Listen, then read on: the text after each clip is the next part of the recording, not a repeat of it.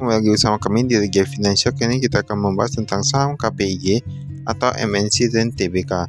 Di sini, ini laporan keuangan yang kuartal kedua 2024. Kita lihat ini di dalam grup MNC juga ini ya. Ini ada direktur utamanya, ada M. Budi Rustanto, kemudian ada direkturnya yaitu Alex Wardana. Untuk nama kantor mereka ada di MNC Tower lantai 17, tepatnya di Jakarta. Nah, ini kita lihat ini ada alamat domisili juga. Untuk laporan keuangan kali ini itu nilainya satuan penuh ya, nilai satuan penuh tapi bentuknya itu rupiah. Nah, untuk kas dan setara kas kita lihat ini ada sedikit menurun dari 175 miliaran sekarang menjadi 150 miliaran. Kemudian aset keuangan lainnya, wah ini meningkat nih dari 1,2 triliunan sekarang menjadi 1,7 triliunan. Untuk persediaan kalau kita lihat di sini ini mereka ada beberapa sektor, ini ada aset real estate dan lain-lain. Tapi kalau kita lihat ini kayaknya dia agak sedikit meningkat ya, di mana peningkatan paling banyak itu di yang aset real estate sekitar 4 miliaran, 3,5 miliaran ya kurang lebih. Walaupun yang hotel dan golf ada sedikit mengalami penurunan, tapi kayaknya agak berimbang sih kayak gitu apa kali. Total asetnya dari 3,7 triliunan sekarang menjadi 3,76 triliunan. Dari 3,74 sekarang menjadi 3,76.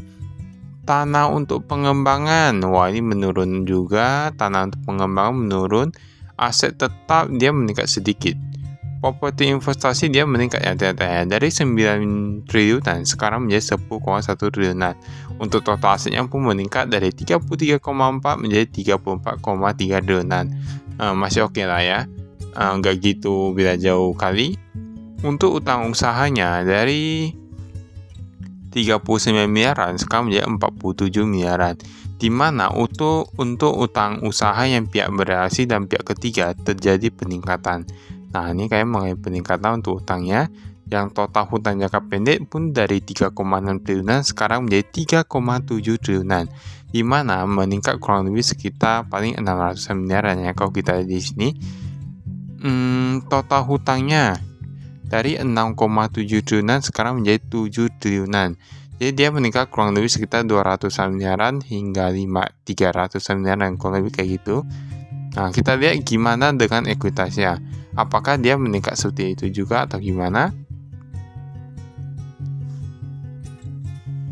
Total ekuitasnya dari 26,7 triliunan sekarang menjadi 27,3 triliunan.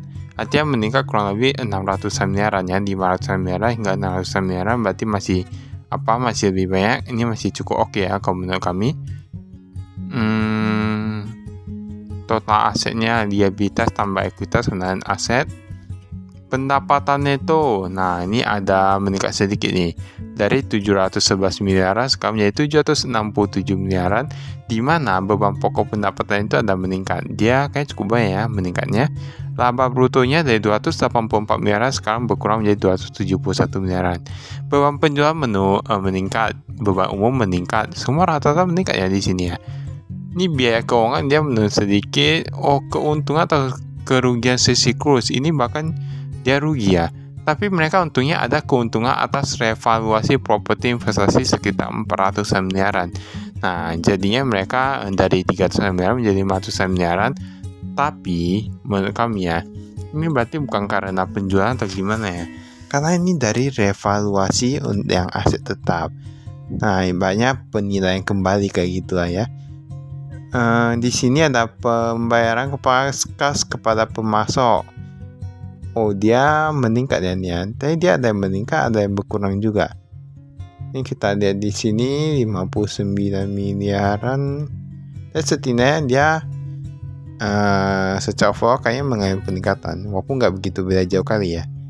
Di sini ada dewan komisarisnya, ada direksinya dan lain-lain. Seperti biasa komisaris utamanya yaitu Pak Hari Tanu Sudibjo, kemudian ada komisarisnya yaitu Liliana Tanaja.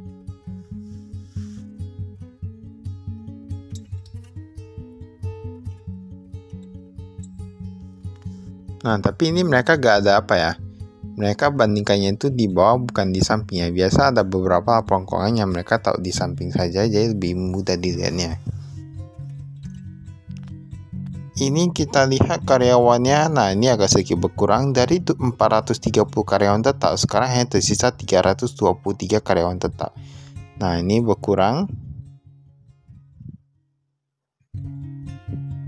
Kepemilikan langsung. Oh, ini ada yang baru nih, PT Dido World. Nah,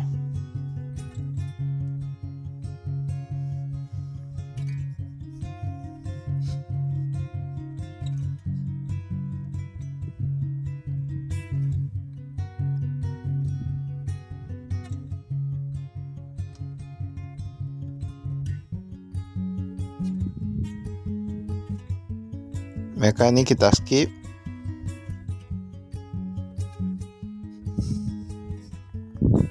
Kas dan setara kas kita lihat yang Bank MNC dia meningkat, ini yang pihak berasi ya.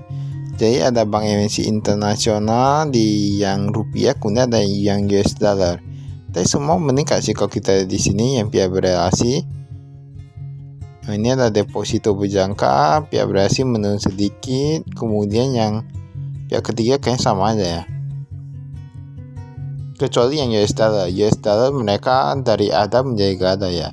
Itu di Bank BRI.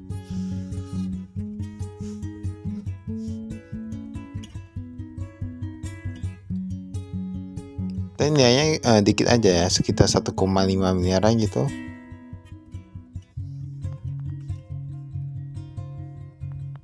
Ini aset keuangan lainnya, efek ekuitas dia meningkat cukup besar. Aset keuangan yang diukur pada nilai wajar melalui OCI dan laba rugi dari 152 miliar menjadi 900-an ya. Ini meningkat cukup pesat. Piutang usaha kita lihat pihak berelasi sewa ruang perkantoran. Wah, ini bahkan piutang usahanya dari 291 miliaran sekarang menjadi 300-an miliaran. Nah, ini berarti kebanyakan piutangnya itu dari yang orang-orang sendiri ya ini ya. Nah, ini bahkan pihak ketiga cuma 71 miliaran kayaknya tadi ya. Nah, bisa dilihat ini untuk piutang usahanya bahkan lebih dari 6 bulan itu sekitar 199 miliaran. Berarti ini cash flow-nya agak sedikit macet ya. Karena menurut kami ya, tadi kan pihak ketiga kayaknya 70-annya aja ya. 70-an atau berapa. Nah, sedangkan pihak berasi 300-an. Kalau 70-an mana mungkin bisa sampai 100-an miliaran. Berarti kemungkinan besar ini yang lebih dari 100 berapa hari itu tadi 120 hari ya. Nah, itu kemungkinan besar banyak juga yang pihak berelasi. Nah, karena kita bisa tarik kesimpulan karena nilainya bahkan lebih besar daripada yang pihak ketiga. Berarti tahu-tahu sendiri lah ya. Memang kebanyakan untuk grup besar seperti itu. Persediaan kita lihat hotel dan golf. Nah, ini ada juga. Ini uang mukanya. Nah, kemarin uang muka efek ekuitas mereka ada sekitar 500 miliaran. Sekarang jadi gak ada ya. Tanah untuk pengembangan bisa dilihat di sini.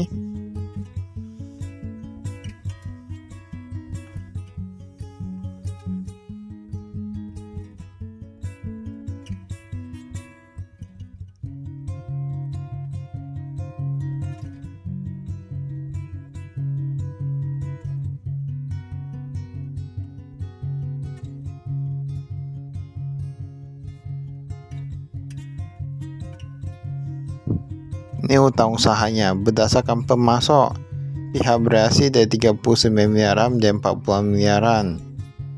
Nah, ini utang usahanya dari 200 miliaran menjadi 231 miliaran. Tapi kebanyakan pihak ketiga ya. Ini pihak berasi dikit saja. Nah, jadi bisa kita lihat untuk yang utangnya itu mereka lebih banyak yang pihak berasi, sedangkan yang utangnya itu lebih banyak pihak ketiga. Nah, ini tahu-tahu sendiri. Itulah mengapa terkadang kami mencari juga ya perusahaan yang dia pihak berasinya itu dikit tapi pihak ketiga itu banyak. Ini modal saham kita lihat di sini. UOB Kaihen Hong Kong sekitar 16%, kemudian PT MNC Asia Holding 14,11%. PT Investment Development ada 9, lalu sisa itu komisaris dan direksi.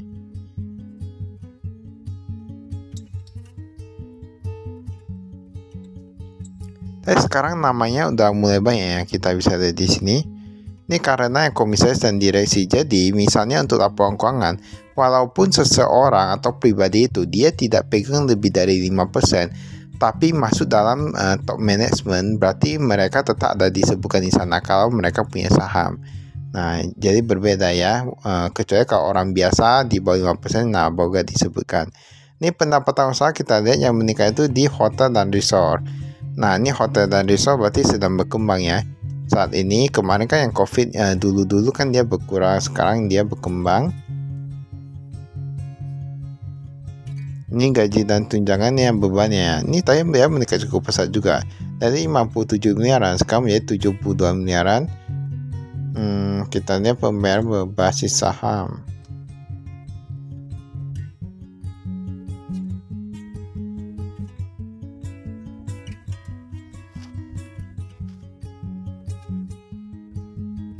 Tapi yang udah biasa, kita kalau lihat perusahaan yang dia grup besar, biaya bereaksinya itu memang cukup banyak biasanya. Mereka tuh saya ada kami sekian, terima kasih, saya investasi.